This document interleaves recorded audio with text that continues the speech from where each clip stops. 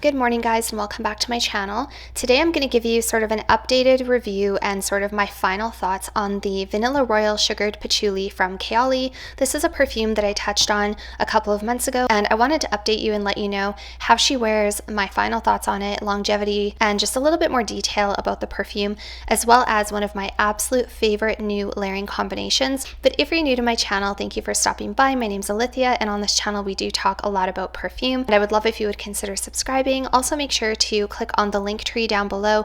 There you will find links to all of my favorite places to shop for perfumes, as well as discount codes, and also a link to my Instagram, and we can connect over there and get to know each other a little bit better. And with that out of the way, let's get started in today's video. Alright guys, so I've already talked about this perfume once before, but today I wanted to do a little bit more of an in-depth how I feel about the Vanilla Royal Sugared Patchouli from Kayali. This is their newest release, and when I first talked about this perfume, it was more of a first impression. It was the very first day I had smelled it.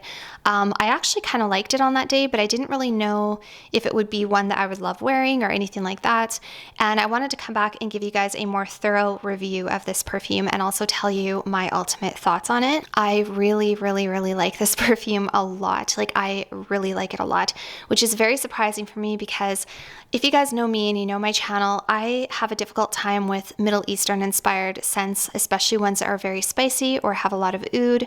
I just don't always love that scent profile and I have a really hard time wearing them. So not to say I don't like oud, I love the way oud smells. I love oudy perfumes. I think they smell great. They're just difficult for me to wear personally. I always find them to be a little too strong or too masculine, or just not something I enjoy smelling on myself every day. Now this one's a bit of a softer oud-centered perfume, and I say that because this one is a little bit more sweet. It's a little bit more mainstream of an oud. It is not a challenging oud. It is not a dirty oud. It is not a difficult oud to like, and it's certainly not something as strong as like a lot of the other more popular oud fragrances like Perfect Oud from Maison Cyr or other stronger ouds that are going to be a little bit more challenging. This is a much more easy to digest oud. So before we get into the notes, I just want to give you a better look at the bottle. So when I had done my first impression, I was showing you guys the travel size. I had originally purchased the travel size because I wasn't sure that I would like this perfume enough and I didn't want to waste my money. But obviously I liked it enough that I ended up ordering a full bottle. So this is what the 50 ml bottle presentation looks like, and it's in this beautiful gold, shimmering, multifaceted, absolutely stunning bottle. I love how it reflects the light, and it also does have the notes listed on the back, which is very cool. I like that they put the key notes on the back. So the full note profile in here is rum, vanilla orchid, jasmine, vanilla, spicy notes, creme brulee, leather, tonka bean, rose, patchouli, brown sugar, agarwood or oud, sugar, amber, and musk. So you get a ton of sugar in here. You get two different types of sugar. You also get creme brulee. So this is a very sweet perfume. Very sugary sweet. You do have a little bit of rum. I don't pick up a ton of rum in here except in the opening. That for me does not stick around. I really love the idea of vanilla orchid. This is just actually such a genius combination. I think it's so genius because I've never seen an oud perfume quite like this. And you don't see a lot of Middle Eastern oudy fragrances with vanilla orchid. It's not a very common note to see in an oud fragrance. And it really makes this perfume a little bit more feminine and a little bit more vanillic. And like I said, just a little bit more mainstream, a little bit easier to tolerate for people who aren't an oud person. So my first experience with this perfume actually was I was talking to a friend who had blind purchased this perfume, and this was a few months ago, and she sprayed it on paper and she told me, she said, "I'm not even putting that on skin." She said, "This is nothing but oud. I don't like it. I can't stand it. It's a scrubber." It was just basically on paper. That was that. To be honest, you guys, and everybody's entitled to their own opinion, but you have to put this perfume, as with pretty much every perfume, you have to put it on your skin. You will not get a full sensation for how a perfume is until you actually put it on your skin, and not only put it on your skin, but also give it a wear test. Walk around the house for a few hours, wear it all day if you can. You do not get a full sensation for how a perfume is going to be or how it's going to make you feel if you just put it on a paper strip and say, well, that's nothing but oud. End of story. It's a little bit, you can't do that because perfume always smells different on skin than it does on paper. Yeah, paper gives us an idea. Paper gives us an idea if this is something we even remotely like enough that maybe I should put that on my skin. But that was my first experience with this perfume. And based on her saying that and the fact that I didn't think I'd like it because it's an oud perfume, I was not even going to get this. I was not even going to get it. I wasn't even going to try it. And I'm so glad that I ended up trying this, you guys, because I love this perfume a lot, like so much. And I'm going to share with you one of my favorite layering combinations. So first of all, let me give this a spray and I'm going to tell you what I get. All right, so I just sprayed the paper strip here so I can get a fresh idea. So I can understand why, if somebody never put this on their skin and they didn't give it a proper wear test and sort of experiment a little bit, I can see why people might not like this. I think people were expecting, when this came out, they were expecting a more intense version of the original Vanilla 28. And I also think that's how the marketing was they said, hey, if you guys loved Vanilla 28, you're gonna love this. This is like a more intense version. They've just added a couple of other notes that have made it a little different. This one has oud, the original one did not have oud. They both have patchouli, they both have brown sugar, they both have vanilla orchid, they both have, I believe, musk. They're both deep ambery, super sexy, super sweet vanilla perfumes. This one just has the addition of that oud, and it's just a little bit deeper and it's a little bit spicier, and it has the addition of the rum as well. So a little bit more of a boozy, spicy agarwood type of vanilla. Not everybody likes a lot of niche perfumes. Not everybody likes a lot of oud perfumes. That is not like what I would consider super mainstream. Most designer scents that you're going to walk into your local department store, or in Canada like a Shoppers Drug Mart, you're going to go to the designer perfume selection. You're not going to see much oud, if any. I think that we sometimes forget too that Kayali is a niche house because they have had so many amazing viral perfumes. Like Vanilla 28 has gone super viral with mainstream population. Everybody loves it. It's one of the probably the best-selling vanillas of all time, I think.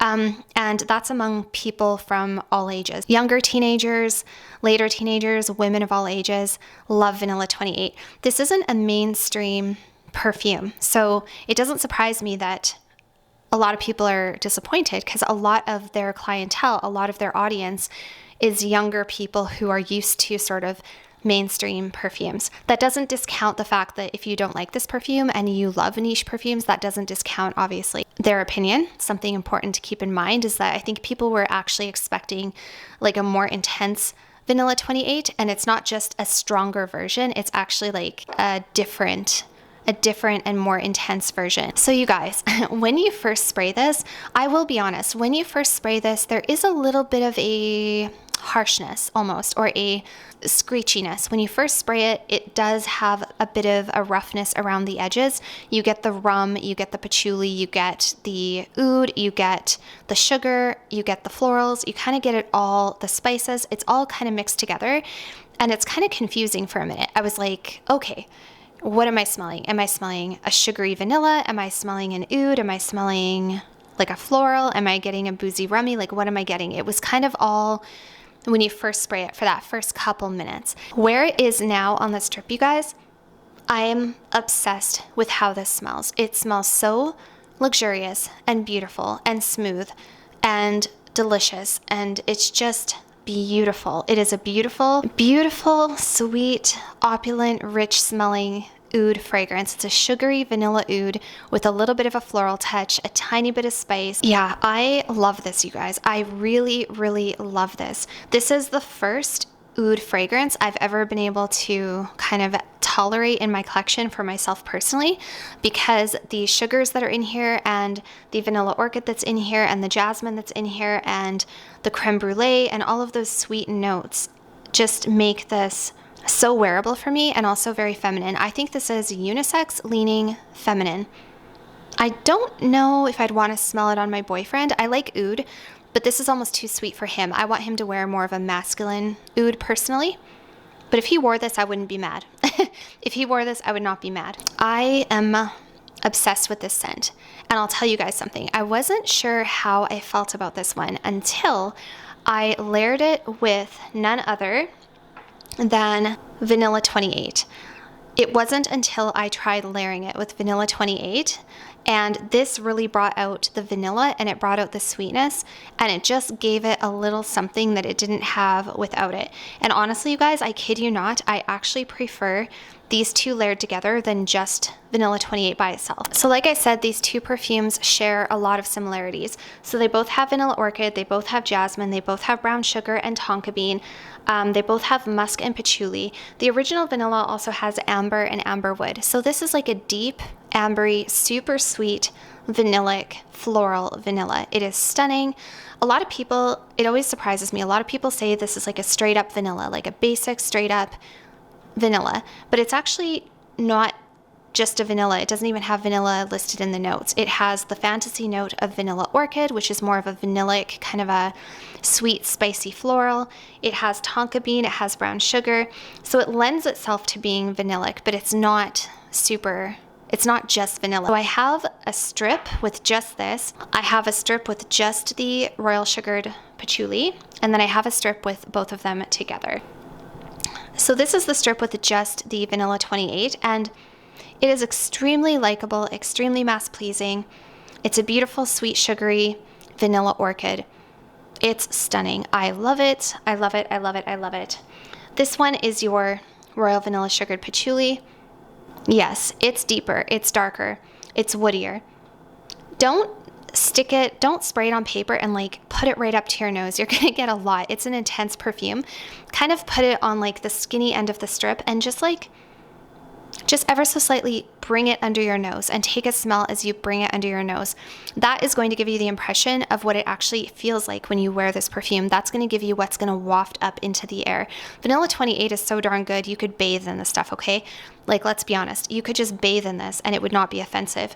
With some of these stronger oud perfumes, you have to just waft it under your nose a little bit. It's a lot more powerful than this one. It is more powerful, and I think it's an intense version as well, so it's a stronger oil concentration. I can't get enough of this, you guys. And when you put the two of them together, it is magic. It is pure magic, okay? It is pure magic. I discovered this one night totally by accident. I sprayed both of them just on the front of my lounge shirt, and for the whole rest of the night, I couldn't believe how beautiful I smelled, and I also couldn't believe how much I liked the smell of this perfume, because I mean, I liked it, but I didn't know if I was going to be able to wear it just because I have trouble with oud. I not only can wear this, I love how it smells. It is an opulent, beautiful smell. They smell so good together. The sweetness of the Vanilla 28, like honestly, Vanilla 28 is in here. It's in here somewhere. It's just this one doesn't have the addition of those boozy, spicy oud facets. It doesn't have that, but it's in there. So they layer so well together. And what happens when you put the two together is the Kayali Vanilla 28 just softens it just a little bit, gives it a little bit more sweetness, a little bit more femininity, and it just kind of blends it out a little bit more, and it's stunning. It's still feminine, it's still beautiful, it's still sweet, it's still addictive, but then you have this incredibly sophisticated, oh my gosh, like, you guys.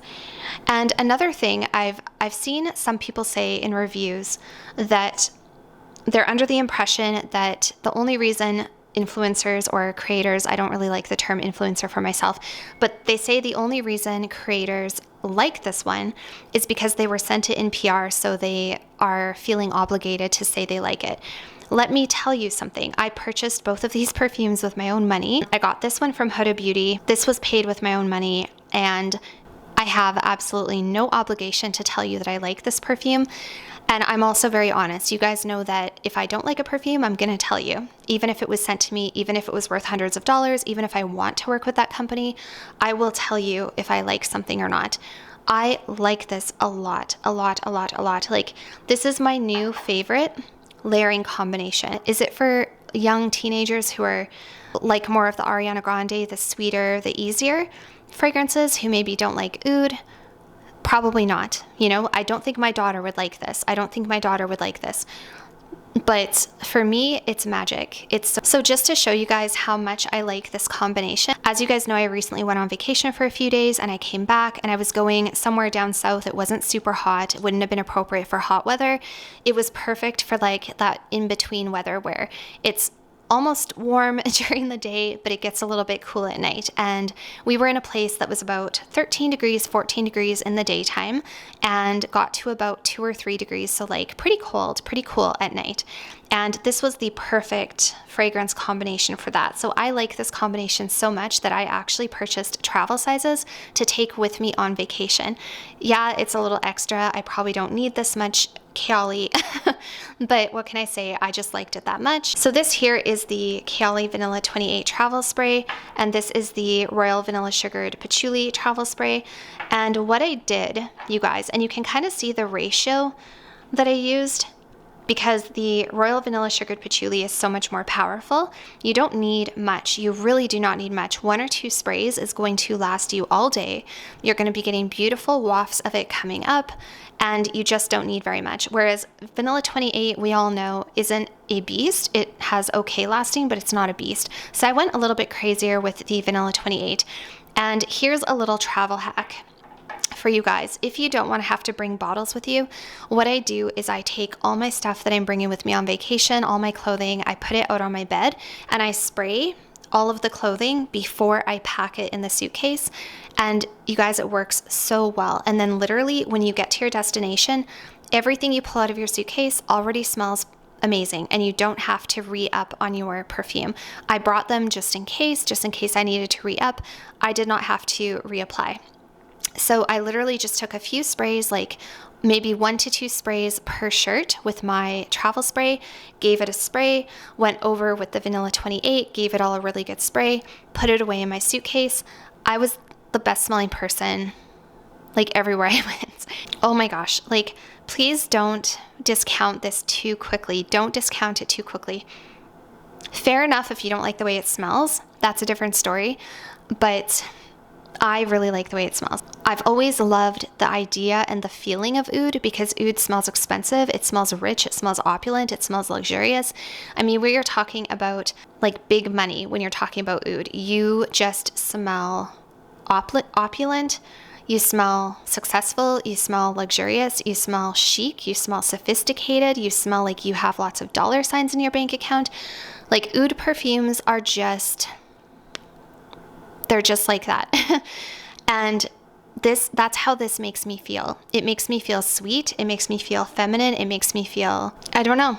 It just makes me feel really good. And it just was absolutely perfect. I was wearing this combination with like long pleated like maxi dresses and midi dresses and skirts. I wore it out to dinner. It's perfect for every day. It's a perfect signature scent. This combination. Honestly, I could probably do just the sugar patchouli just by itself, but I like the two layered together just because it just adds a little bit more of that vanilla orchid girliness that I like. But both of them are amazing by themselves, but together they are on a whole other level. So I would really encourage you before you make your decision, and if you've only ever sprayed this on paper and walked away, honestly, you guys, just humor me and go to the store one day if you can. I don't live near a store, so everything I get is online. I have to order it all. Go to a store and just spray like a light spray a little ways away from the patchouli, and then spray a couple sprays a little ways away from the vanilla, and just walk around and see how you feel. I promise you, it is not just oud and patchouli. That's how my friend described it. She said, it's nothing but oud and patchouli. And I was like, it has to be more than just oud and patchouli. And it is. It is creme brulee, it is sweet, it is vanilla orchid, it is feminine, it's expensive smelling. So I 10 out of 10 recommend. Is it going to be everyone's cup of tea? Probably not. That's perfectly fine. Like I said, when I first sprayed the Royal Vanilla Sugared Patchouli, I wasn't sure how I felt about it. But it's when you combine the two. It's just magic. So that's all I have to say. I'm gonna be rambling now. I've been rambling for a while. So yeah, that's my more thorough kind of in-depth review of the Royal Vanilla Sugared Patchouli and how I like to wear it. I haven't done a lot of wearing it by itself, but I honestly think, you guys, that come this fall and winter, I totally could wear that by itself, and I think it would be beautiful and perfectly fine. I just know that I really like layering it with my Vanilla 28. So yeah, that's my review. That's it for today's video. Thank you guys so much for watching. So that was it for today's video, you guys. I'm curious to know your thoughts down below. How do you feel about the Royal Vanilla Sugared Patchouli? Both if you are sort of a fragrance enthusiast who loves a lot of different perfumes and like a wide variety, niche and indie designer, as well as if you are somebody who kind of is just more into designer perfumes. How did you feel about this perfume? Did it appeal to you? Do you like it? Do you think that maybe you dismissed it too quickly? I know that that would have been the case for me a long time ago. I would have given it one sniff and walked away. So that's something about myself I'm really trying to do, is give myself a little more time with perfumes and really have an open mind, because you never know what your next favorite scent is going to be, and sometimes you just don't give them enough time. So that's it for today. I'll see you guys all very soon. Bye for now.